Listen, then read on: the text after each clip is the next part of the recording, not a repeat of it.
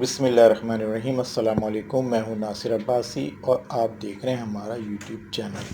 12 ستمبر 2021 کو cantonment boards کے ہونے والے الیکشن میں مسلم لیگ نون پنجاب میں ایک طاقتور اور مقبول جماعت کے طور پر ابھر کے سامنے آئی ہے اور اس نے ہر جگہ پی ٹی آئی کا بھرپور مقابلہ کیا ہے اور بعض جگہ تو اس نے پی ٹی آئی کا صفایا ہی کر دیا ہے۔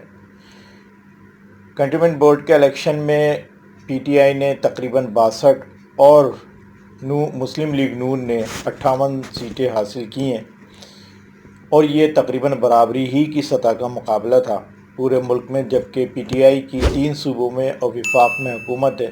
مسلم لیگ نون کی کہیں بھی کوئی حکومت نہیں ہے، لیکن پھر بھی وہ بھرپور طریقے سے سامنے آئی ہے۔ پنجاب میں مسلم لیگ نون کا پلڑا بھاری رہا، جبکہ کے پی کے اور بلوچستان میں پی ٹی آئی نے برتری حاصل کی۔ پیپلز پارٹی سوائے سندھ کے کسی صوبے میں ووٹ نہیں حاصل کر سکی، سیٹ حاصل نہیں کر سکی ہے۔ صرف سندھ میں اس کو ووٹ پڑے ہیں اور اس نے یہاں تقریباً 12 نشستیں جیتی ہیں۔ پیپلز پارٹی اور مسلم لیگ نون اب صرف علاقائی جماعتیں بن کے رہ گئی ہیں۔ یہ اپنے اپنے آبائی صوبوں میں ہی کامیاب ہوتی ہیں دونوں، اس کے علاوہ ان کو کہیں بھی لوگ نہ پسند کرتے ہیں، نہ ان کو ووٹ دیتے ہیں، نہ ان کی کوئی ویلیو ہے باقی تینوں صوبوں میں۔ سوچنے کی یہ بات ہے کہ 3 سال ہو گئے ہیں خان صاحب کی حکومت کو۔ خان صاحب اور ان کے وزراء برابر مسلم لیگ نون کے دونوں بھائیوں کے خلاف دل کھول کر عوام کو بتا رہے ہیں، ان کی کرپشن کے بارے میں، ان کی لوٹ مار کے بارے میں، لیکن عوام پر اس کا اثر نہیں ہوا ہے۔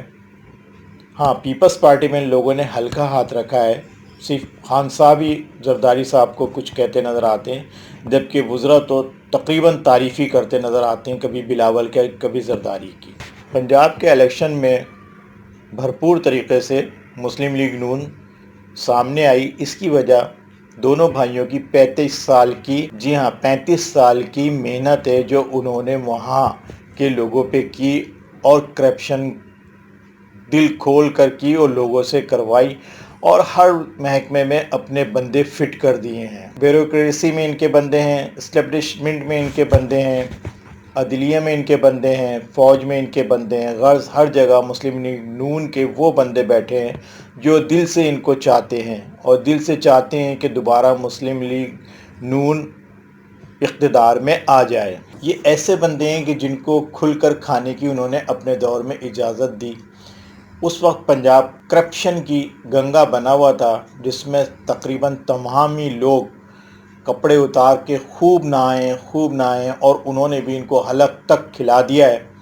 اتنا کھلا دیا ہے کہ اب وہ ان کے علاوہ کسی کو بھی نہ دیکھیں گے نہ سنیں گے۔ وہ صرف یہ چاہتے ہیں کہ کسی طرح عمران خان ناکام ہو اور مسلم لیگ نون دوبارہ سے پنجاب پر اپنی حکومت بنائے اور وہ کھل کے کھائیں، کیونکہ عمران خان نے اتنی سختی تو نہیں جتنی وہ اپنی تقریروں میں کہا کرتے تھے، لیکن پھر بھی تھوڑی بہت سختی انہوں نے کی ہے، جس کی وجہ سے کرپٹ لوگوں کو پریشانی ہے اور ان کا کھانا بہت کم ہو گیا ہے۔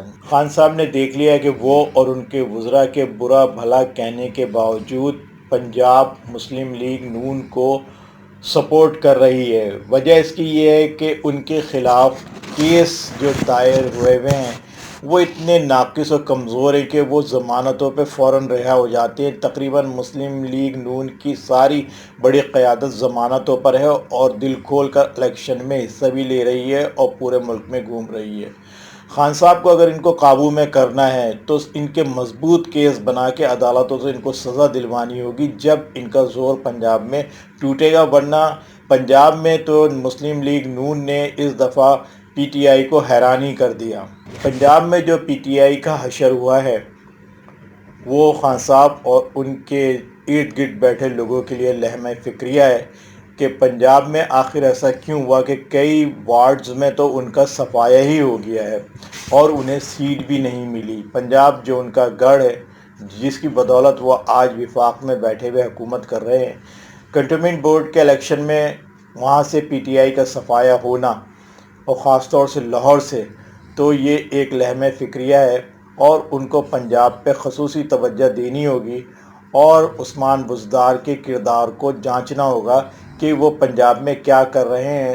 در پردہ کہیں وہ مسلم لیگ نون کو تو سپورٹ نہیں کر رہے اور پی ٹی آئی کی جڑیں کھوکھلی کر رہے ہوں۔ اس کے لیے خان صاحب اور ان کے ارد گرد بیٹھے لوگ سوچئے کہ آخر پنجاب میں پی ٹی آئی کو شکست کیوں ہوئی اور کے پی کے میں بھی ان کو اتنی سیٹیں نہیں مل سکیں جتنی کہ ان کی امید تھی۔